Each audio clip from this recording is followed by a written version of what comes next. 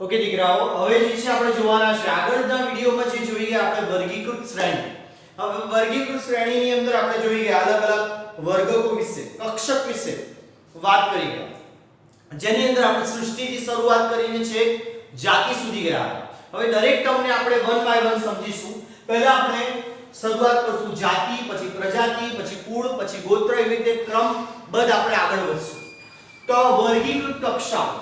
હવે વર્ગીકરણ એ કઈ એક જ સ્ટેપની પદ્ધતિ છે નહીં, એકાકી ચરણ પદ્ધતિ નથી કે વર્ગીકરણ માત્ર એકાકી ચરણ પદ્ધતિ નથી. એટલે આપણે એમ કહીએ કે હું એક વનસ્પતિનું કે પ્રાણીનું એક જ સ્ટેપમાં વર્ગીકરણ કરી મૂકું ને બધું એકબીજાથી અલગ જોઈ શકીએ આપણે, તેવું કરી શકાય નહીં. તો આપણે તબક્કાવાર એનું લક્ષણો આધારિત, જેમ જેમ લક્ષણમાં ધારો કે બે લક્ષણમાં સમાનતા છે તેને એક એક અલગ અલગ મૂકો, જેમ આપણે 5 સૃષ્ટિ વર્ગીકરણ જોઈ ગયા છે તેવી રીતે.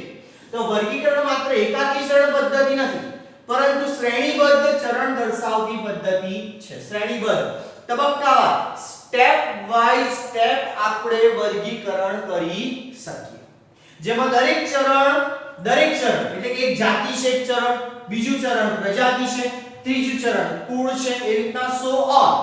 તો દરેક ચરણ હરોળ કે કક્ષા પ્રસ્તુત કરે છે. તો દરેક ચરણ જે છે હરોળ કે પછી કક્ષા પ્રસ્તુત કરે છે.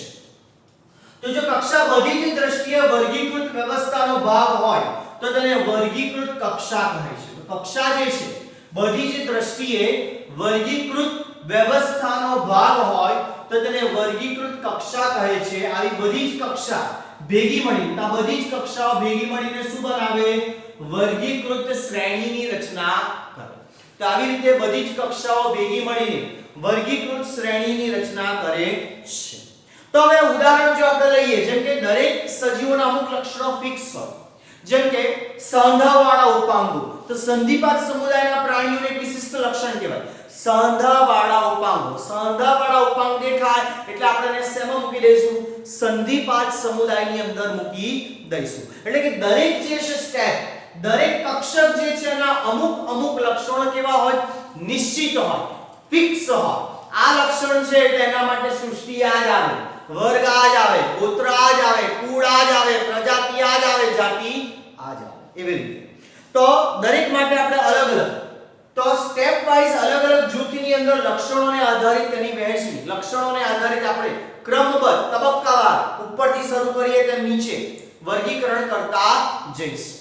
તો બધા જ ઓળખાયેલા સજીવોની વર્ગીકરણ અભ્યાસ માટે આપણે સૃષ્ટિ, સમુદાય, શ્રેણી, ગોત્ર બધાની ચર્ચા કરીશું. આ ઉપરાંત આપણી પાસે બધા સજીવોને ઓળખવા માટેનું બેઝિક જ્ઞાન હોવું જરૂરી છે, અને વર્ગીકરણ વિશેનું આપણી પાસે એક બેઝિક જ્ઞાન હોવું પણ જરૂરી છે. તો હવે આપણે શરૂઆત કરીએ. પહેલું જાતિ. તો જાતિ એટલે શું? મૂળભૂત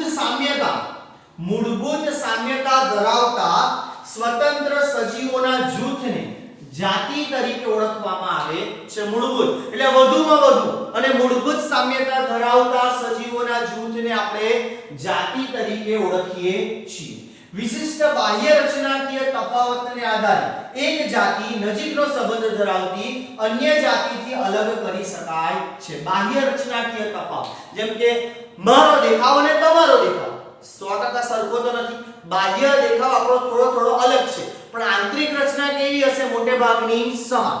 તો વિશિષ્ટ બાહ્ય રચનાકીય તફાવતને આધારે એક જ જાતિ નજીકનો સંબંધ ધરાવતી અન્ય જાતિથી અલગ કરી શકાય છે. આપણે બધા એક જ જાતિમાં છીએ, પણ આપણે જો એક જાતિને બીજી જાતિથી અલગ કરવી છે, ધારો કે આપણે વાઘને સિંહથી અલગ કરવો છે, તો બાહ્ય રચનાકીય આધારે આપણે અલગ કરી શકીએ. આ વાઘમાં હોય, સિંહમાં હોય.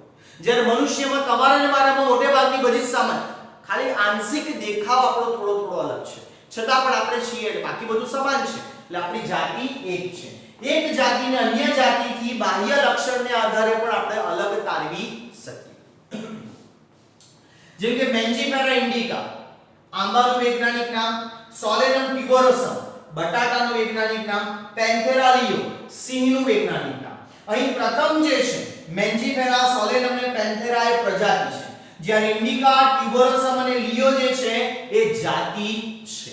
તો જાતિ જો અલગ અલગ જ છે અને બધા પણ સજીવો આંબો બટાટા અને સિંહ બધા બાહ્ય રચનાકીય રીતે પણ અલગ અલગ દેખાય છે.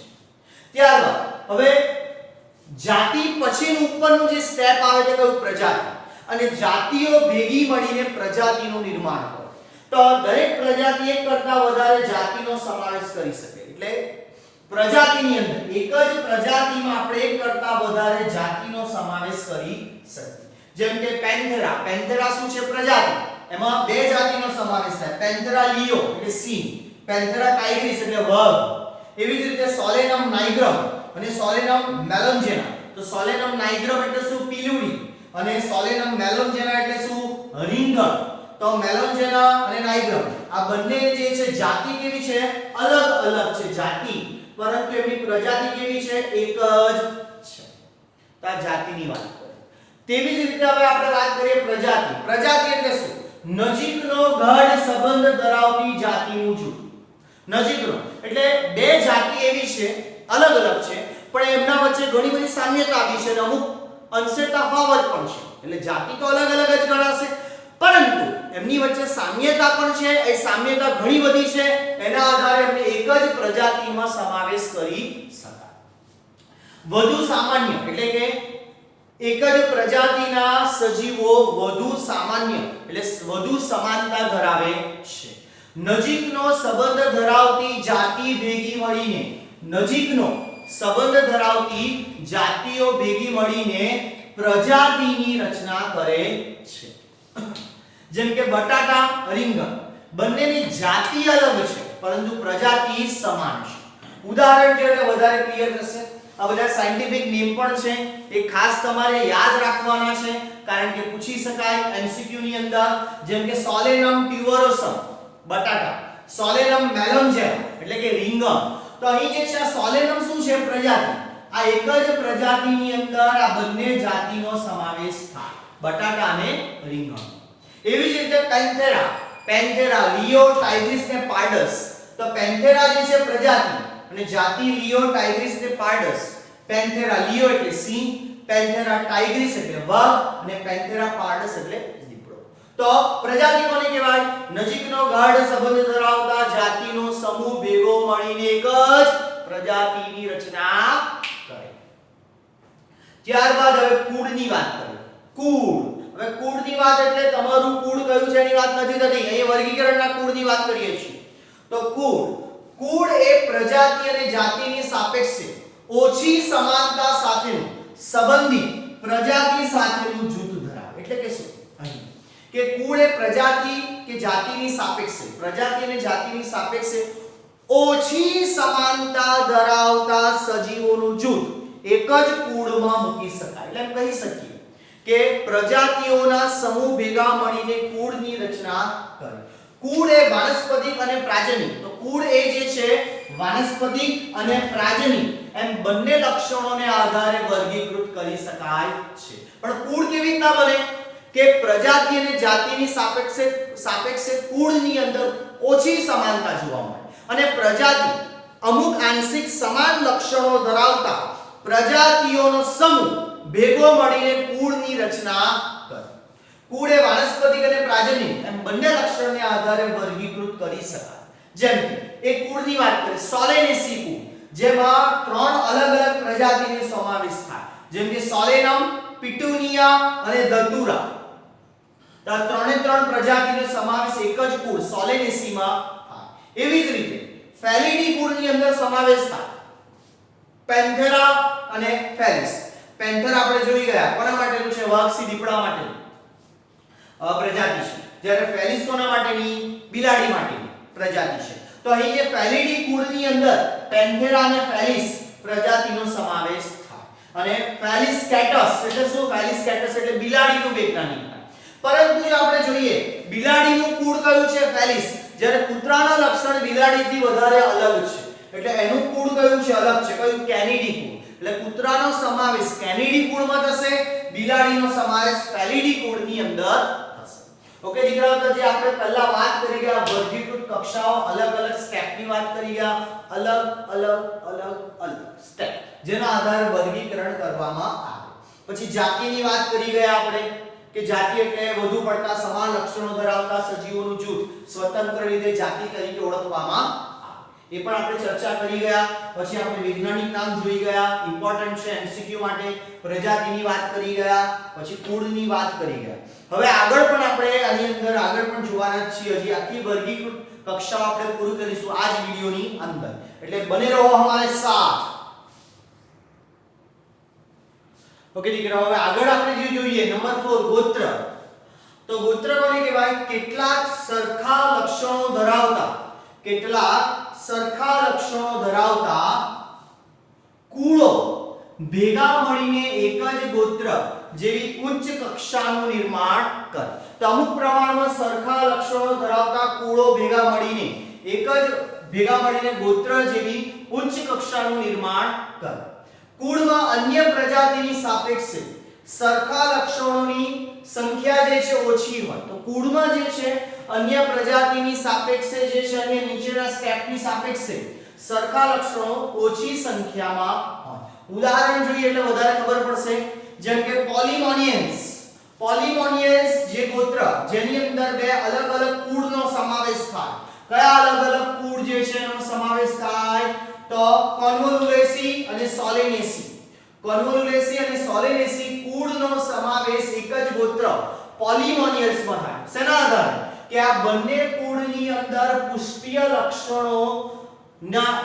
લક્ષણોમાં સમાનતા છે, જેના આધારે તેમને એક જ ગોત્ર પોલિમોનિયસમાં મૂકવામાં આવે। એવી જ રીતે ફેલિડી અને કેરિડી, બિલાડી અને કૂતરાનું જે આ અલગ અલગ કુળ જે છે જેમને અમુક લક્ષણોમાં સમાનતાને આધારે એક જ ગોત્ર કાર્નિવોરાની અંદર મૂકવામાં આવે।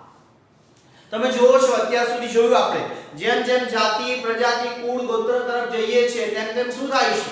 તેમ તેમ વર્ગીકરણ વધારે ડિટેલમાં થતું જાય છે, પ્લસ તેમ તેમ જે છે લક્ષણોની અંદર સમાનતા ઘટતી જાય છે અને ભિન્નતા વધતી જાય છે।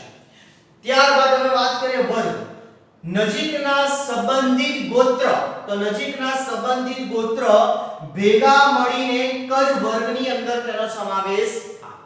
ઉદાહરણ જોઈએ તો વધારે ક્લિયર થશે। જેમ કે વર્ગ સસ્તન વર્ગની અંદર પ્રાઇમેટા અને કાર્નિવોરા ગોત્રનો સમાવેશ થાય। તો આ બંને ગોત્ર જે છે જેનો સમાવેશ સસ્તન વર્ગની અંદર થાય, ને પ્રાઇમેટામાં કોણ આવશે? વાનર, ગોરિલા, ગિબન। પછી કાર્નિવોરામાં વાઘ, બિલાડી, કૂતરો। આ બંને ગોત્રોનો સમાવેશ અમુક લક્ષણોમાં સમાનતાને આધારે એક જ વર્ગ સસ્તનમાં થાય। શું લક્ષણમાં સમાનતા? બધામાં સ્તનધારી પ્રાણીઓ છે, એટલે બધામાં એક જ લક્ષણમાં બધામાં સમાનતા છે, જેના આધારે એ લોકોનો સમાવેશ એક જ વર્ગ સસ્તનની અંદર થશે। તેવી જ રીતે સમુદાય, સમાન લક્ષણ ધરાવતા વર્ગ ભેગા મળીને સમુદાયની રચના કરે। ઉદાહરણ જોજો એટલે વધારે ક્લિયર થશે। મેરુદંડી સમુદાય, તે મેરુદંડી સમુદાયની અંદર જે સમાવેશ થાય અલગ અલગ વર્ગનો, કયા અલગ અલગ વર્ગ? તો સસ્તન, મત્સ્ય, ઉભયજીવી, સરીસૃપ અને વિહંગ। આ બધા અલગ અલગ વર્ગનો સમાવેશ એક જ સમુદાય મેરુદંડીમાં થાય। હવે એમાં સમાનતા કઈ છે આ લક્ષણોની અંદર? તો મેરુદંડ અને પૃષ્ઠભાગે પોલું ચેતાતંત્ર જેવા એક સરખા લક્ષણ। બધામાં કયા લક્ષણમાં સમાનતા છે? એક તો મેરુદંડ આવે અને પૃષ્ઠભાગે વક્ષ બાજુ પૃષ્ઠભાગે પોલું ચેતાતંત્ર ને ધરાવે। આ લક્ષણની સમાનતાને આધારે બધાનો સમાવેશ એક જ સમુદાય મેરુદંડીમાં થાય। ત્યારબાદ સૃષ્ટિ એટલે વિવિધ સમુદાયમાં સમાવેશિત બધા જ પ્રાણીઓને, તો બધા જ અલગ અલગ વર્ગ, ગોત્ર, કુળ, પ્રજાતિ, જાતિ બધા પ્રાણીનો સમાવેશ એક જ પ્રાણી સૃષ્ટિમાં થાય। તેવી જ રીતે બધી જ વનસ્પતિનો સમાવેશ એક જ વનસ્પતિ સૃષ્ટિમાં થાય। ઓકે દીકરાઓ, તો આજે છે આપણે સૃષ્ટિની વાત કરીએ। સૌથી ઉપર સૃષ્ટિ આવેલી હોય, અને સૃષ્ટિ તમે ભણી ગયા બીજા ચેપ્ટરમાં 5, વનસ્પતિ સૃષ્ટિ, પ્રાણી સૃષ્ટિ, મોનેરા, પ્રોટિસ્ટા અને ફૂગ સૃષ્ટિ। ઓકે દીકરાઓ, તો આજે આપણે આખો ટોપિક કવર કરી ગયા। વર્ગીકૃત શ્રેણી અને અલગ અલગ સ્ટેપ તબક્કાઓ આપણે જોઈ ગયા। ओके દીકરાઓ, all the best, happy learning, पढ़ते रहो, आगे बढ़ते रहो।